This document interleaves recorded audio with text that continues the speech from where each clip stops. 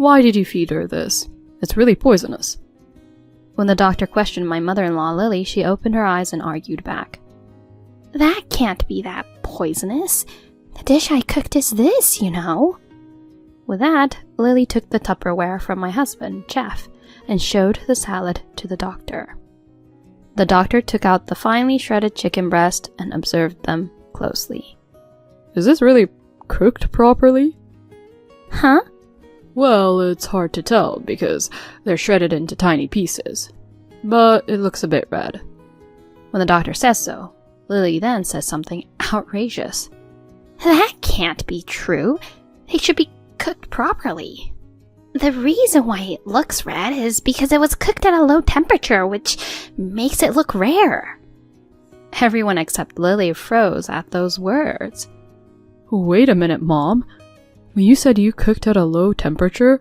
At what temperature and for how long? My name is Julia. I am a 27-year-old housewife. My husband Jeff and I are newlyweds who just got married. I met my husband through work. He used to come to the company where I worked as a receptionist, and he was from one of the company we had a partnership with. One day he invited me out for dinner, and that's when we exchanged numbers.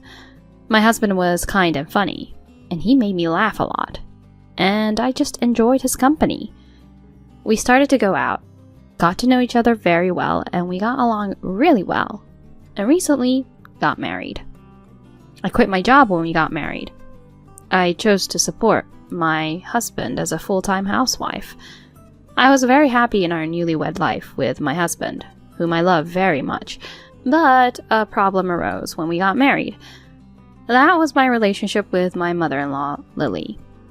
My mother-in-law wanted us to live together if we were going to get married, which caused me and my husband a lot of trouble. My husband and I were quite annoyed because we wanted to live together just as the two of us as newlyweds. When we politely refused, Lily began to cry, saying, "You're not even going to listen to what old people like us want anyway." And it was very difficult to calm her down. With the help of my father-in-law, we were able to avoid living together for now. Instead, for Lily's sake, we started living in a rented apartment near my parents-in-law's house. When I suggested that we have dinner together once a week at their house, my mother-in-law's expression brightened, and she agreed. Having stumbled a bit at the start like that, I have to admit that I was worried about my relationship with especially my mother-in-law. But so far, no noticeable problems have arisen. I thought Lily might try to bully me as her daughter-in-law after what happened, but she has never done that so far and has treated me normally. I was worried that Lily would make me do all the housework and cooking once a week, but she prepared all the meals herself and served my husband and I with home-cooked meals. She also didn't pressure me to get pregnant quickly just so she could see her grandkids as soon as possible. I was very grateful about that. However, there was another big problem. That was about Lily's cooking skills. Lily had always been busy working as an office worker, so she wasn't really able to cook any elaborate meals. So after she retired, she decided to try cooking for the first time. As she taught herself to cook various dishes, she became completely addicted to cooking. By the way, it's been already 6 months since she retired. Therefore, her cooking skills are just like a beginner's cooking. The problem is that she always tries to get us to eat the first dish she makes, no matter what. If she wants to serve homemade food, she should serve it to my father-in-law. But my father-in-law has become accustomed to the taste of his own cooking and does not want to eat my mother-in-law's homemade food, which she has recently started cooking. So, at our weekly dinner party, it is exclusively my husband and I who eat the new menu that my mother-in-law has come up with. Lily was very happy to serve us one dish after another, but the trouble was that they were all not tasty at all. My husband commented honestly to my mother-in-law when she asked what he thought of the meals she cooked, but being the wife, I couldn't just say it tasted bad. Besides, I couldn't say anything that would depress my mother-in-law, who was beaming with joy, saying, "I've improved my cooking skills again after my last one, which I failed." So all I can do is compliment her by saying, "I like this kind of seasoning," or "I'm not good at cooking this kind of genre, so it's great that you're taking on this challenge." I'd also say, "I feel bad that you always have to cook for us." And to this, my mother-in-law would say, "It's okay, you're our guest," and would not let me stand in the kitchen. In the end, every week I had to endure and eat my mother-in-law's home-cooked food. However, my husband, who was troubled by all the terrible food being served, told my mother-in-law one day, "Please, just cook the meals that you're used to making, Mom. The dishes you cook for the first time doesn't taste that good, since you're not used to making them." Since my husband made that clear, my mother-in-law no longer cooks new challenging menus for our dinner. I was relieved that I would no longer have to eat those meals. But my mother-in-law wouldn't give up easily. She started coming over to my house while my husband was at work, bringing home a home-cooked meal. I am sure she knew that if she came when my husband was there, she would be turned away. She also may have assumed that I would eat them because I didn't explicitly say that I didn't like the meals she cooked for dinner. My mother-in-law came up to the apartment saying, "After all these meals I cook, someone has to eat them, right?"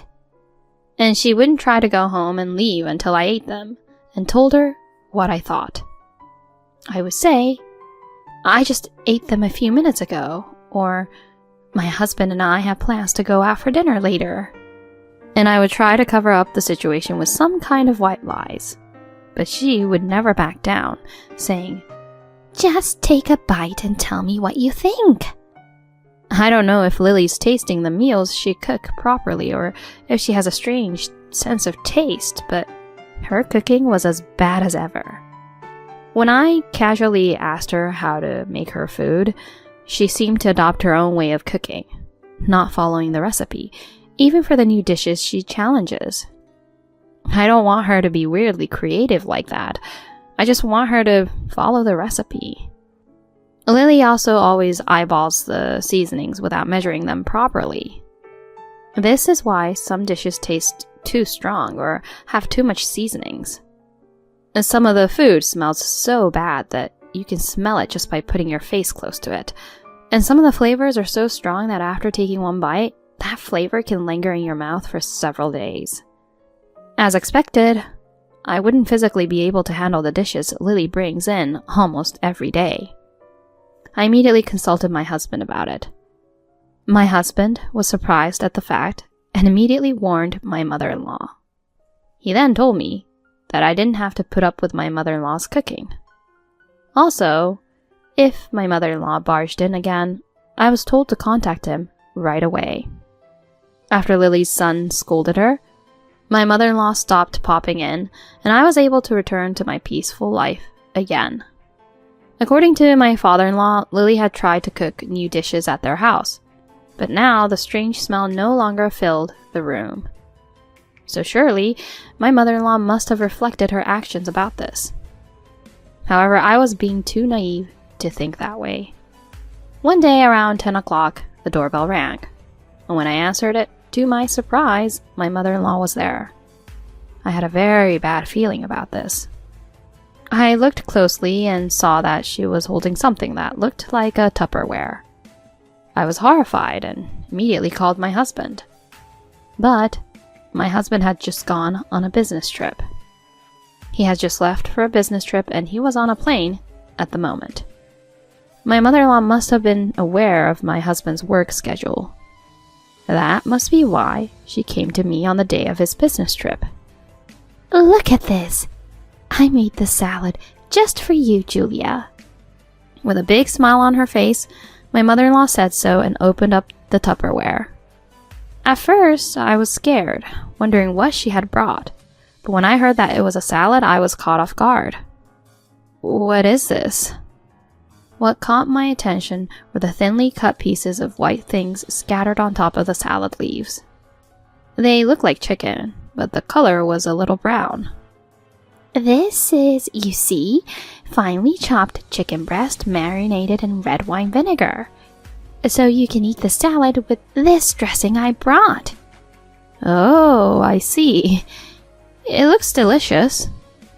I really thought that it looked delicious.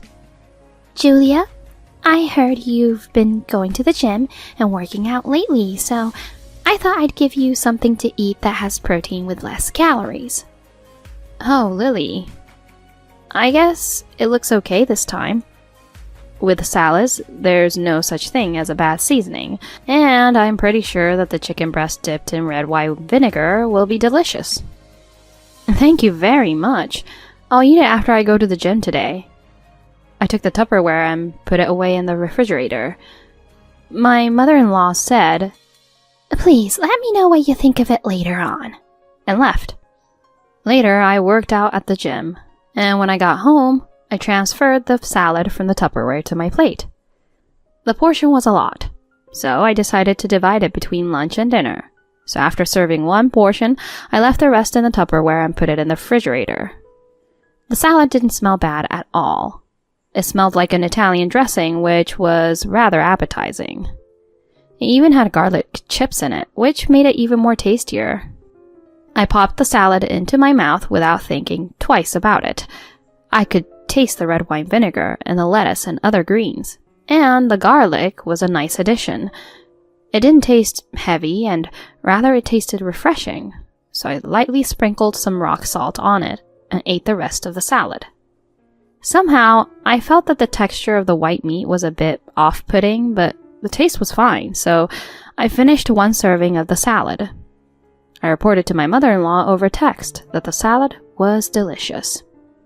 My mother-in-law sent me emojis full of joy, which made me feel a little relieved. I guess she is getting better at cooking bit by bit. If this is the way it goes, she will eventually stop feeding me strange dishes. That night, I was going to have my mother-in-law's salad again, but I was invited by a friend to go out to dinner with her.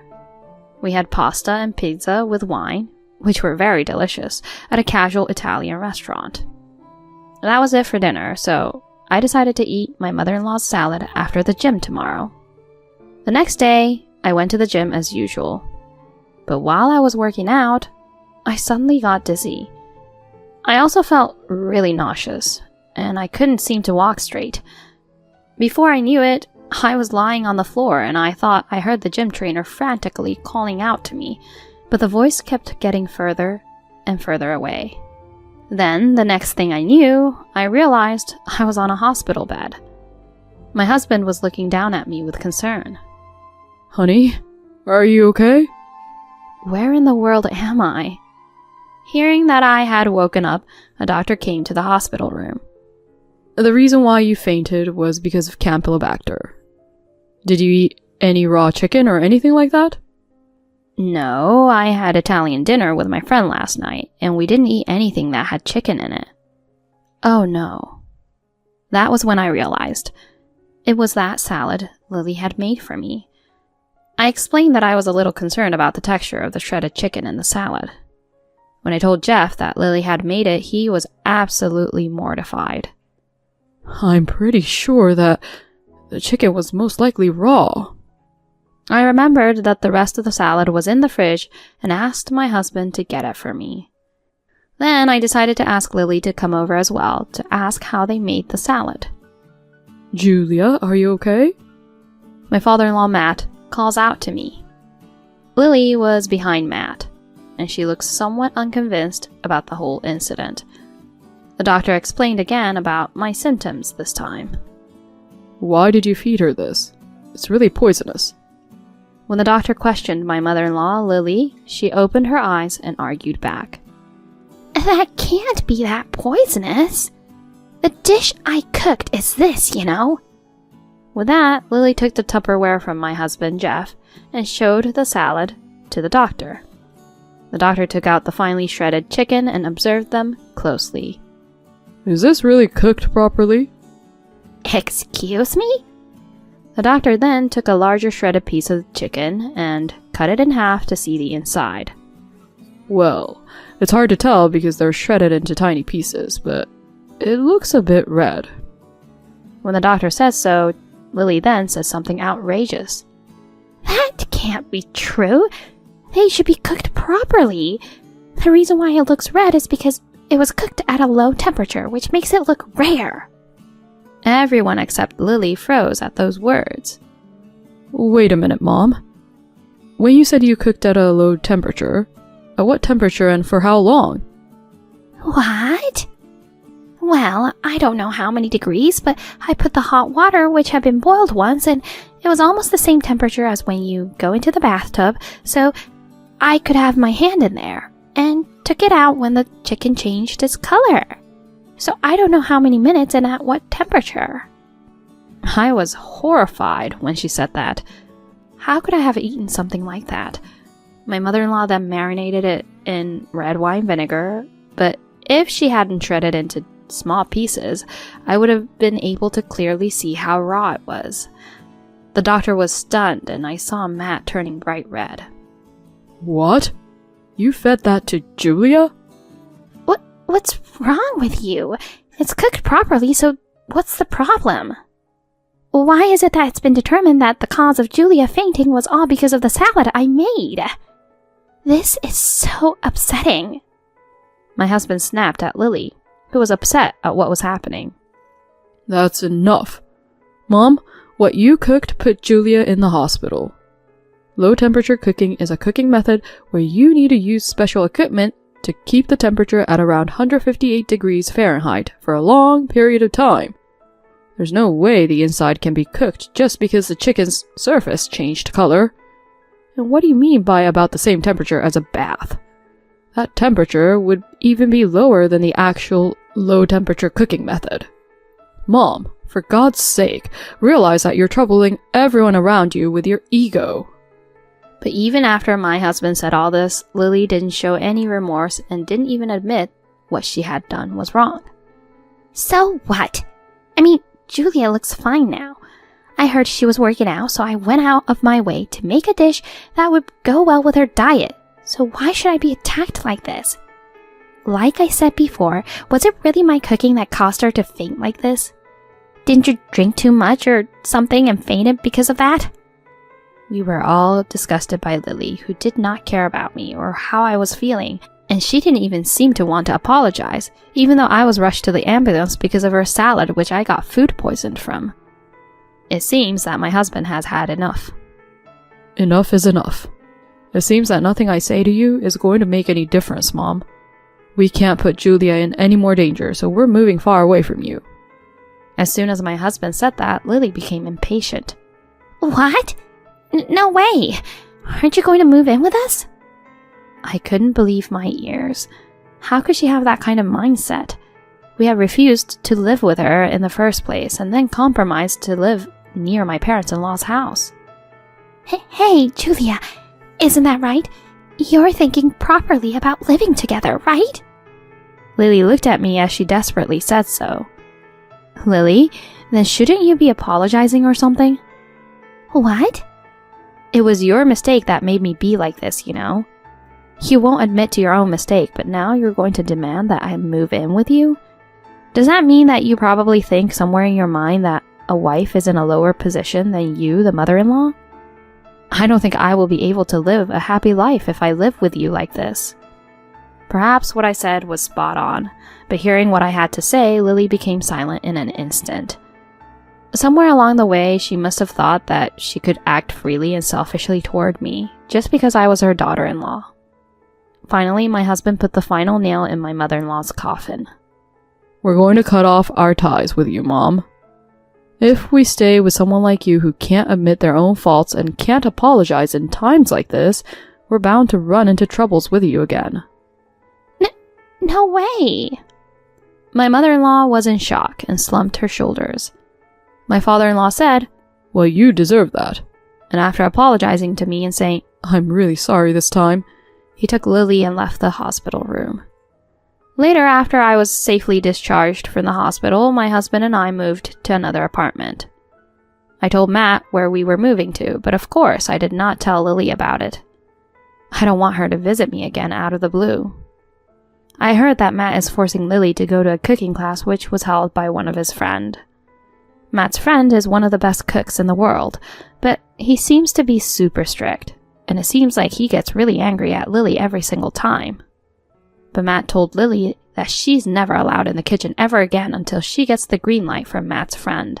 So it seems like Lily's going to the cooking class nervously every day and being afraid of getting lectured by Matt's friend.